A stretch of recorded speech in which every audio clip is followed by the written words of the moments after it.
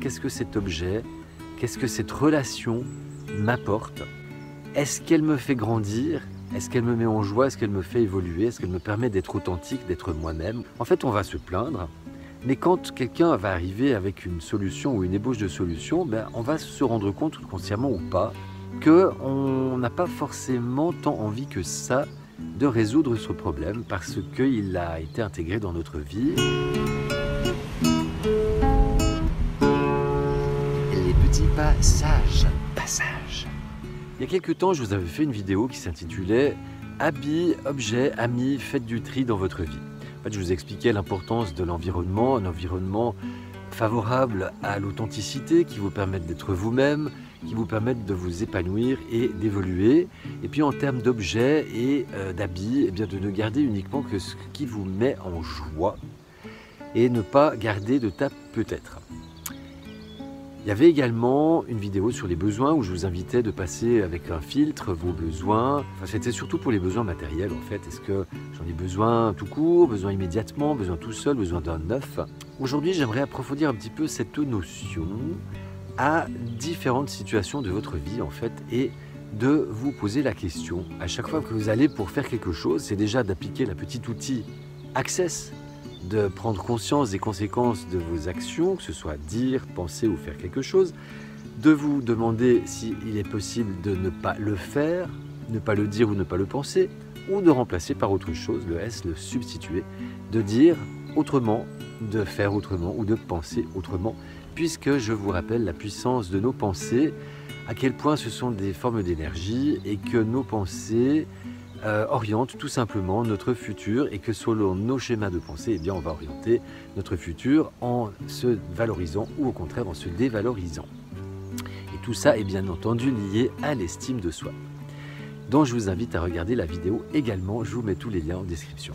La méthode simple pour créer un autre monde, c'est également une conférence que je vous propose au gré de mes déplacements. Toutes les infos sont en description. Pour bénéficier de l'ensemble de mon message, restez bien jusqu'à la fin de la vidéo et si elle vous aura semblé pertinente, merci de la partager, de la commenter et de vous abonner à la chaîne. Semons des graines ensemble.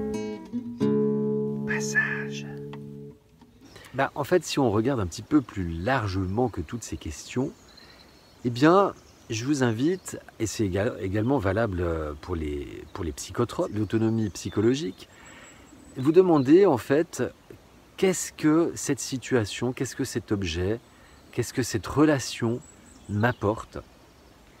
Est-ce qu'elle me fait grandir? Est-ce qu'elle me met en joie? Est-ce qu'elle me fait évoluer? Est-ce qu'elle me permet d'être authentique, d'être moi-même? Ou au contraire, est-ce que je fais ça pour plaire, pour ne pas déplaire, pour paraître, par esprit de compétition?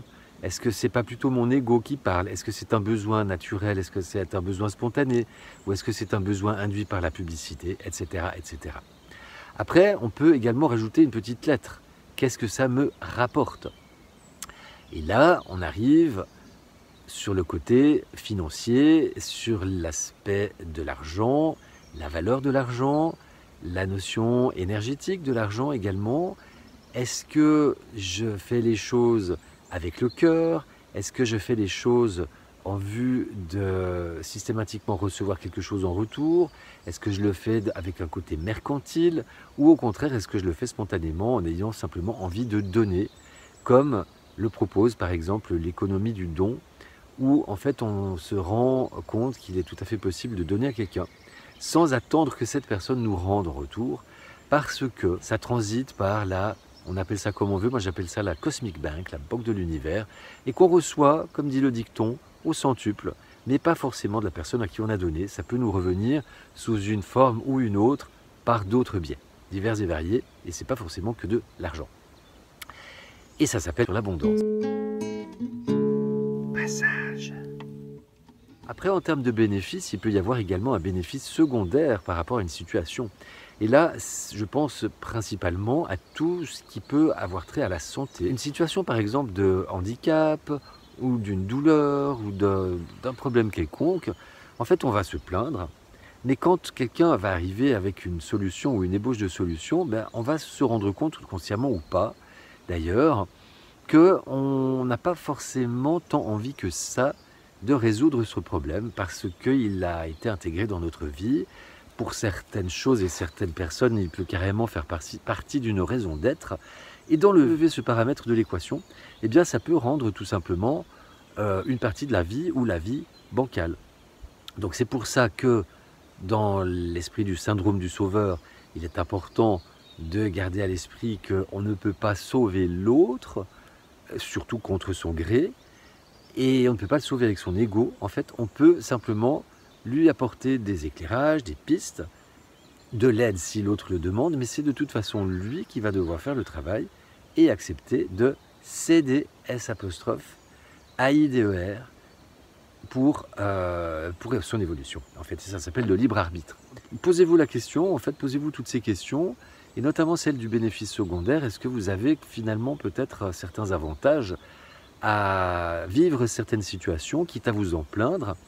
Et on peut en arriver, avec ces schémas de pensée, à de la servitude volontaire, c'est-à-dire qu'on se rend compte qu'on se soumet d'une certaine façon à une certaine forme d'autorité, et souvent on se rend peut-être même compte que cette autorité nous fait du mal, mais on préfère fermer les yeux en se disant j'ai pas le choix, plutôt que de prendre son destin en main et de se dire que peut-être il est temps de passer à d'autres choses, d'autres valeurs, peut-être quitter sa zone de confort également, et d'oser faire des choses, et surtout ne pas être dans la peur tant que faire se peut, et transmuter la peur en amour.